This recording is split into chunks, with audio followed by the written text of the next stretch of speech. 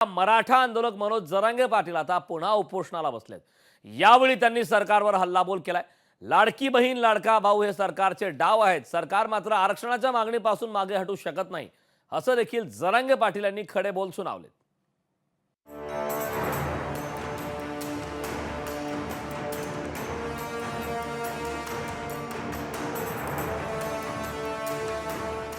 मराठा समाजाला कुणबी म्हणून सरसकट आरक्षण मिळावं या मागणीसाठी मनोज जरांगे पाटलांनी अंतरवाली सराटीत आंदोलन सुरू केलंय। आरक्षणासाठी हा निर्णायक लढा असल्याचं मनोज जरांगे पाटलांनी जाहीर केलंय।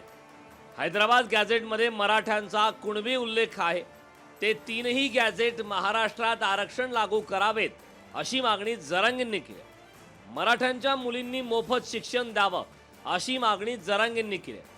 सगळे सोयऱ्यांच्या आरक्षणाच्या मागणीवर ठाम असल्याचं जरांगेंनी सांगितलं। या आमरण उपोषणाच्या माध्यमातून सरकारला सांगणे, तीनही गॅजेट लागू करण्यात यावेत तातडीनं।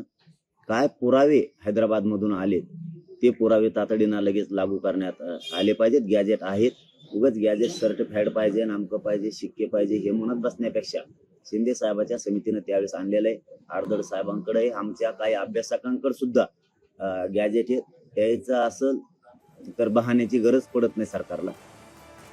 आरक्षणाची मागणी पूर्ण करण्यासाठी सरकारला पुरेसा वेळ दिल्याचं जरांगे पाटलांनी सांगितलं। सरकारनं मराठ्यांच्या ज्या सगळ्या मागण्या आहेत, सरसकट मराठ्यांना कुणबी प्रमाणपत्र देण्यात यावं, सगळ्या सोयरीची अंमलबजावणी, जे आमच्या मागण्या त्या सरकारला माहिती आहेत, वारंवार त्याच सांगत बसणं ते सुद्धा बरोबर नाही।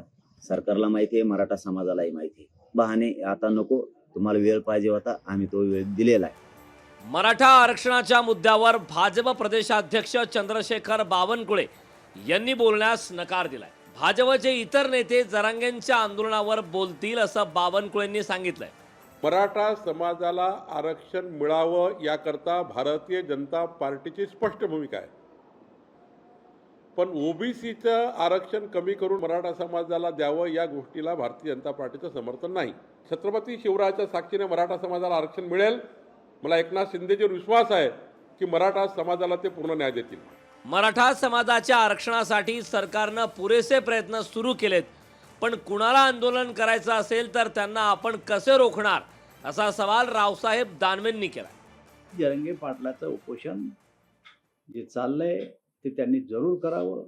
त्यांच्या उपोषणाला आमचा विरोध नाहीये, सरकार चर्चेला तयार आहे, परंतु जे निवडून आलेत त्यांना मात्र चॅनल समोर बघून त्यांच्याकडून बोलून घ्यावं की आमचा पाठिंबा आरक्षण हे ओबीसीतूनच देऊ, असं ते बोलू शकणार नाही, असं माझं मत। मनोज जरांगे पाटलांचं हे आंदोलन निर्णायकी आहे। निवडणुकीच्या तोंडावर भाजपनं या आंदोलनाचा सामना करण्यासाठी काय रणनीती केली आहे ते पाहणं औत्सुक्याचं ठरणार आहे। ब्युरो रिपोर्ट, लोकशाही मराठी, मुंबई। लोकशाही मराठी ऐका, पहा, जागरूक रहा।